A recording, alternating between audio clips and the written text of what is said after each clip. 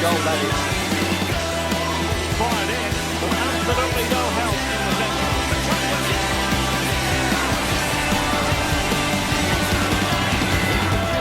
Thanks to those players and the manager. That's fantastic stuff. Hello again guys, welcome back to the channel. My name's Al Lad for Set Play Gaming. This is the FIFA 23 Stevenage Career Mode. It is the Road to Glory with Aidy Boothroyd. Season 4, episode 81 now. And before we begin today's episode, we just need to take care of some player departures. Oliver Hawkins retired this season. It says retiring at the end of the season, but this was a screen grab from the end of season 3. So he's no longer available for us. The popular 6'6", massive striker hangs up his boots. Joining him, George Frankham, the right wing back, versatile midfielder. George Frankham retires as well. He was 33, turned 34, down to a 61. So obviously not good enough for the championship. And our captain as well, Cal Piagiani, very solid at 66 rated. I'm sure he would have done a rotation job for us, but the captain retires at 33. We say goodbye to those guys. We also say goodbye as well to a couple of departures. Aaron Chapman, he departs to join MK Dons. Struggled a little bit in games last year, so it makes sense that he steps down to MK Dons. Wish him well. And Danny Rose only made about 14 appearances last year, struggled to score. He joins Salford City, so takes a step down to them at 61 overall. It's good business for us. And Jake Reeves, who had that injury, -2 to 60. He joins AFC Wimbledon as well. So those guys, wish them best of luck for the future. And we move on. Now the manager objectives from last season, we had a fight for promotion objective. We got first, so we've done that. More importantly, we secured £640,000, meaning our financial status is secure. This gives us a budget of 6.3 million going into the championship.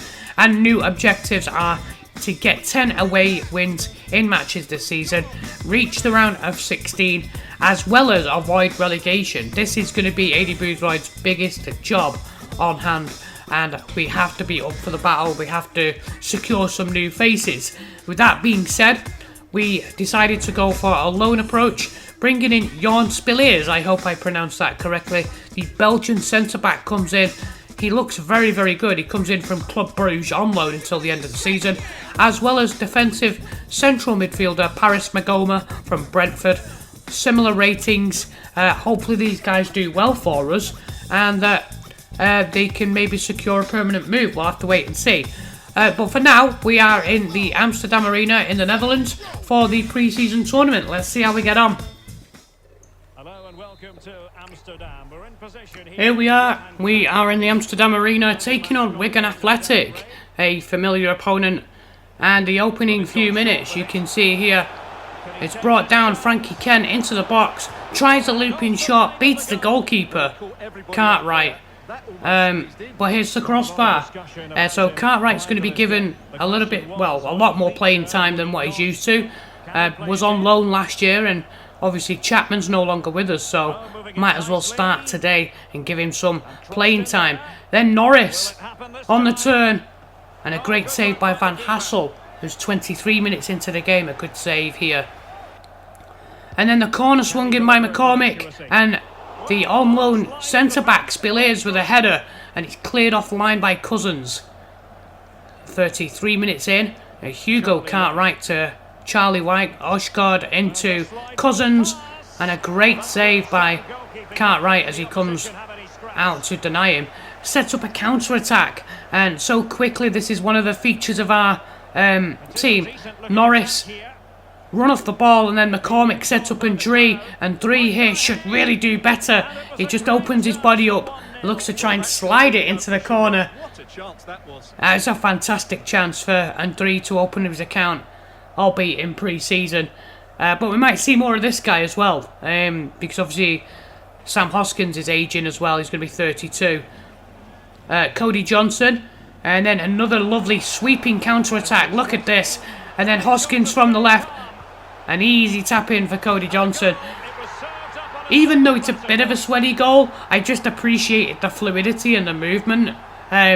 that's kind of why I included it in the highlights, because we just did so well to carve them open.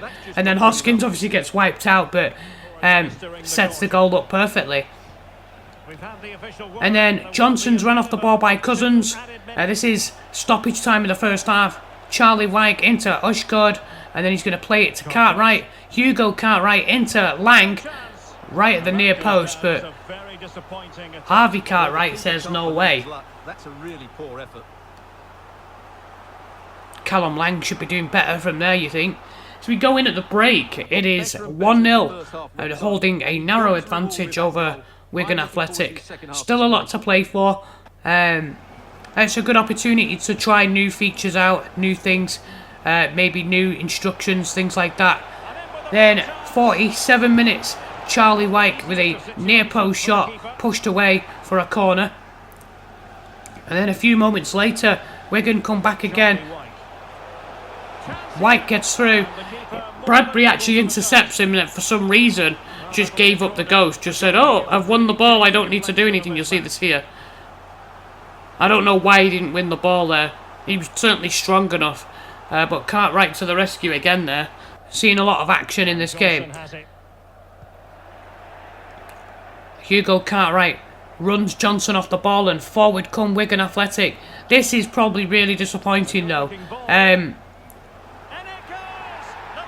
It's a cross to the near post, and I'm not entirely sure why the com called my goalie out here, because I didn't call the goalie out. And it's the edge of the 6-yard box, and you can see there's 2 or 3 defenders around Charlie Wyke. I'm not sure what Harvey Cartwright is doing there. It's a really disappointing goal to concede. So that's something to consider. You can see Boothroyd's disappointed with that goal. We did play out the final few moments and end up with a 1-1 draw. Penny for your thoughts there on some of that goalkeeping.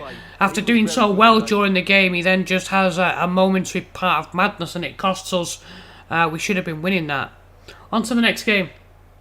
Alright, so jumping into game 2 of the pre-season tournament here. Even though he made a mistake in game 1, Boothroyd keeps faith with Harvey Cartwright as we take on Lugo, the Spanish team, here at the Philips Stadion in game 2. And the opening few minutes, Dowda and 3 on the right hand side cuts in, and he plays it into Ryan Hardy, last year's top scorer for us. Ryan Hardy accelerating into the box and hitting a shot towards the top corner, but Colleen making a fantastic stop to deny him. A few moments later, Hardy at the centre of it again as McCormick plays an aerial through ball. Look at the strength and determination as he bullies his way into the box, switches onto his right, and he hits a shot that Colleen just parries, and they scramble it away. And then somewhat against the run of play, Lugo actually take the lead, and if Cartwright was at fault for the goal in game 1, he certainly wasn't at fault for this one, as Al Hassan with the volley and then another shot. He saved the second one, and then Angel Baena with the follow-up. You'll see here, definitely not at fault. This is on the defence, definitely on the defence here. They should be picking up this loose ball. If he's making not 1, but 2 saves, there should be somebody there to clear that up and hit it out for a throw-in or corner. He's definitely not at fault there. So we're a goal down, thanks to one of those scrappy rebound goals. And 25 minutes in, and 3 played into the box here. Goes in, looks to finish it on his left. Colleen slides out and makes the interception. Comes to Lugo's rescue. And then 35 minutes, Gilby spins, looks for players into Hardy. Hardy, he's going to play it into Nichols. Tom Nichols cuts onto his right, takes a shot to the near post, and Colleen gets across to save it. I like our lineup of those players. Nichols on the left, cutting onto his right. Hoskins, even though he is predominantly a left midfielder, I am playing him on the right side because he's just as good on that side anyway. And then you've got McCormick through the middle behind Hardy. 59 minutes, you'll see here. Hardy's going to play this through, a wonderful counter-attack. And Dowder and Dree using his electric pace to get into the box and slot coolly past Colleen as he comes sliding out of the goal. And time for the big man walk for a guy that's 5'5". I'm excited to see what Dowder and Dree can do this year. He's definitely got pace. Maybe have to work on his creative side so that he can get bag some more assists. But I think he's got low 60s finishing already. So something to look forward to this season. And then on 70 minutes, wonderful cross from the left, and Tolai needs to be doing better with his head there. I know it's not something that is his main thing, but he should be doing better with that opportunity. It's a great cross. Then on 78 minutes, a series of awkward bounces, deflections, interceptions. I'm just going to call it EA cheese, which led to Wanpei getting a shot from the edge of the box. I seem to have read every tackle, every interception, but they still managed to get the ball into a shooting position. So I just wanted to show that. Borthwick Jackson gives the ball away, and then they work it into the central position. This is going to happen a lot this year, I feel. Especially stepping up into the championship. The defence has to do way, way better. When this ball comes in, there's not enough closing down. You know, they react too late to the danger. So we have to do better. And then into stoppage time, Nichols with a second chance here from the left-hand side. And this time, instead of crossing, he ends up hitting across the goalkeeper to make it 2-2.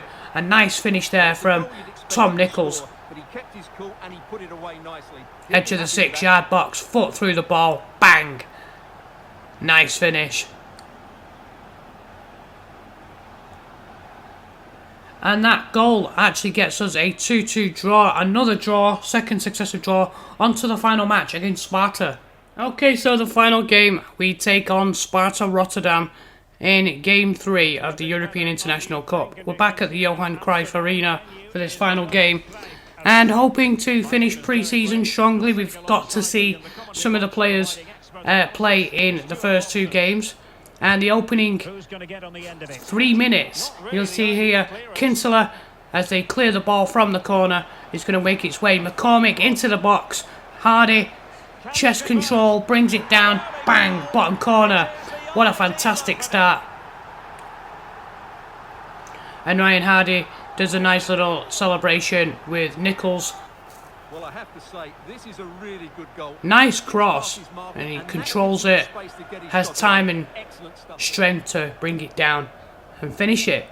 And then McCormick with a long shot, 15 minutes in, Oli getting across and making the save. Steadies himself here. It's a really good effort, looking to ping that into the corner. And then forward comes Sparta as they look to try and equalise. You see Minans into Madi, Kitolano into Van Krooij, and a great save by Anderson. He's back in goal after Cartwright had 2 appearances in the first 2 games. We're going to see Anderson, who won goalkeeper of the tournament in the League One last year with the amount of clean sheets. And then 23 minutes in, Nichols down the left. Crosses it, and Luke McCormick there to volley in to make it 2-0. Really, really nice team goal. Nice finish on the left side. Determined to finish pre-season strongly. And then on 31 minutes, Tahiri gives it away. And then here we go, counter-attack, lovely touch from McCormick, into André, into the box, chance, and André, top corner. We've played 31 minutes, and we are 3 goals up on Sparta Rotterdam. We are cruising. He was never going to miss that, was he? That's a really simple finish in the end. And Dowder André with his second goal of pre-season, looking good. We go in at the half-time interval, 3 goals to the good. And just really looking to avoid any injuries. You know, don't do anything too silly. 52 minutes, and Dree sets up McCormick and kind of tries to curl that, but he ends up getting his foot right under the ball and sticking it over the crossbar.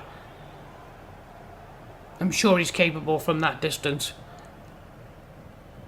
Good move for him. He has great ability, but needs to be that little bit. And then a few moments later, we win the ball back. Good closing down from Gilby.